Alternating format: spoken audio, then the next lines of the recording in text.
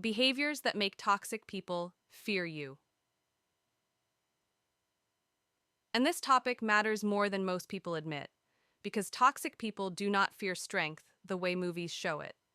They fear something quieter, something controlled, something they cannot hook into. Toxic people are not scared of loud confidence or angry confrontation. In fact, they often enjoy that. It feeds them. It gives them material. What actually unsettles them is when their usual tools stop working.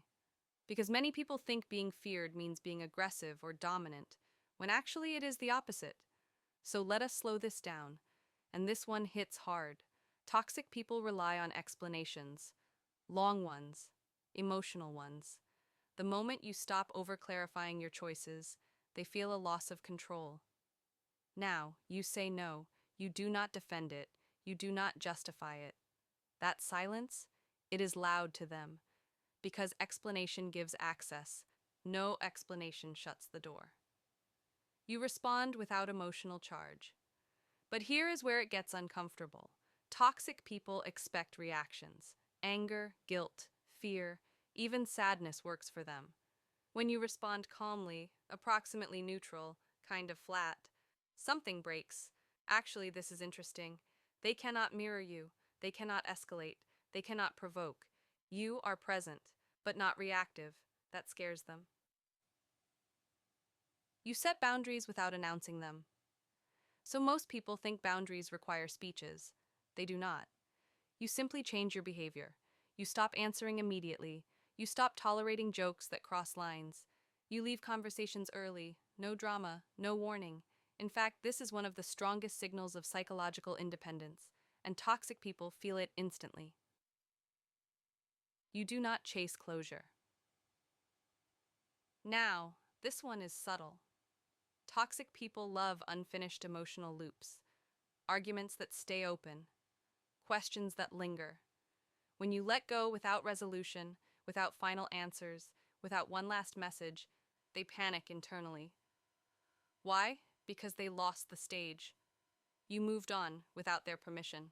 Ati, you stay consistent. And consistency is terrifying to manipulative behavior. Not intensity, not kindness. Consistency. You react the same way every time. You do not bend based on mood or pressure. This removes leverage. According to Carl Jung, what people fear most is not being confronted, but being seen clearly without distortion. Consistency reflects reality back to them, and reality is something toxic behavior avoids. You no longer personalize their behavior. Because at some point, you stop asking, why are they like this with me? You see patterns. You detach identity from their actions. This is huge. When toxic people realize they no longer affect your self-worth, their influence collapses. They can criticize. It does not land. They can withdraw. You do not chase. And suddenly, you are not useful to them anymore. You are okay being misunderstood.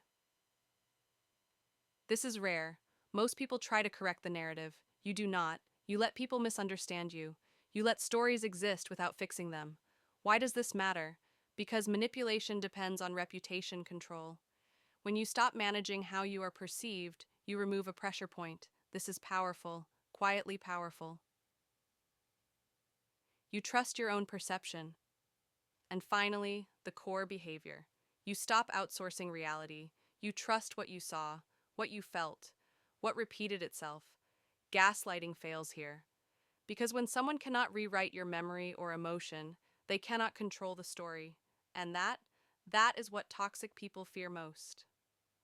So if you have noticed distance, coldness, sudden respect, or even avoidance from certain people, it may not be because you changed loudly. It is probably because you changed quietly. And honestly, that is the kind of change that lasts.